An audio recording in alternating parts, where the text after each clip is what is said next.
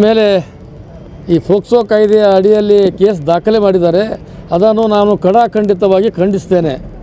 ಏಕೆಂದರೆ ಆ ಮನೆಯವರೊಡನೆ ಮಾತಾಡಿದಾಗ ಅವ್ರು ಹೇಳ್ತಾರೆ, ನನ್ನ ಮಗಳು ಅಲ್ಲ, ಅವ್ರ ಮಗಳು ಮಲ್ಲಿಕಾರ್ಜುನ ಮುತ್ತನವರ ಮಗಳು, ಅವರ ಉಡಿಯಲ್ಲಿ ಹಾಕಿದ್ದೇವೆ, ಅವರ ಆರೋಗ್ಯ ಸುಧಾರಿಸೋ ಸಲುವಾಗಿ ನಾವು 10 ಸಲ ಹೋಗಿದ್ದೇವೆ ಬಂದಿದ್ದೇವೆ.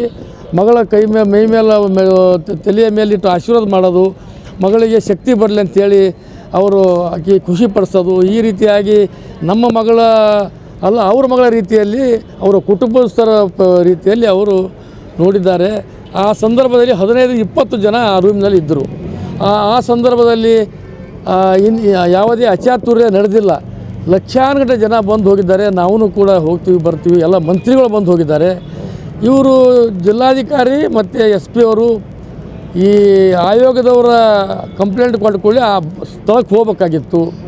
ಆ ಮನೆತನದವ್ರ ಬಗ್ಗೆ ಸಂಪರ್ಕ ಮಾಡಬೇಕಾಗಿತ್ತು. ಅದನ್ನು ಪಂಚನಾಮ ಮಾಡಿ ಆಮೇಲೆ ಕೇಸ್ ದಾಖಲೆ ಮಾಡಬೇಕಾಗಿತ್ತು. ತಕ್ಷಣ ಕೇಸ್ ದಾಖಲೆ ಮಾಡಿ ಆ ಸ್ವಾಮೀಜಿಗಳಿಗೆ ಕಳಂಕ ತರ್ತಕ್ಕಂಥ ಕೆಲಸ ಆಯೋಗನೂ ಮಾಡಿದೆ ಮತ್ತು ಯಾದಗಿರಿ ಜಿಲ್ಲಾ ಆಡಳಿತ ಕೂಡ ಮಾಡಿದೆ. ಇದು ಒಳ್ಳೆಯ ಬೆಳವಣಿಗೆ ಅಲ್ಲ. ಇದು ಸಮಾಜದಲ್ಲಿ ಅಶಾಂತಿ ಹುಟ್ಟಿಸ್ತಕ್ಕಂಥ ಕೆಲಸಗಳು ಮಾಡಕತ್ತಿದ್ದಾರೆ.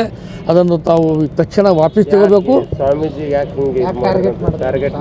ಸ್ವಾಮೀಜಿಗಳು ಅವರೊಬ್ಬ ಸಣ್ಣ ವಯಸ್ಸಿನಲ್ಲಿ 23 ವಯಸ್ಸಿನಲ್ಲೇ ಅವರು ಈ ಮುಖ್ಯಮಂತ್ರಿ ಆದಿಯಾಗಿ ಎಲ್ಲ ಮಂತ್ರಿಗಳು ಹಿಡಿದು ಲಕ್ಷಾನುಗಟ್ಟಲೆ ಜನ ಅವರು ಇದ್ದಂಥ ಸ್ಥಳಕ್ಕೆ ಬಂದು ಅವರ ಆಶೀರ್ವಾದ ಪಡ್ಕೊಂಡು ಹೋಗ್ತಕ್ಕಂಥದ್ದು ನೋಡಿ ಕೆಲವು ಪಟ್ಟಭದ್ರ ಹಿತಾಸಕ್ತಿಗಳು ಅದಕ್ಕೇನಾದರೂ ಮಾಡಿ ಕಡಿವಾಣ ಹಾಕಬೇಕು, ಅವರ ಬೆಳವಣಿಗೆಗೆ ಆಗಬಾರ್ದು ಎಂಬ ದುರುದ್ದೇಶದಿಂದ ಇದನ್ನು ದಾಖಲೆ ಮಾಡಿದ್ದಾರೆ.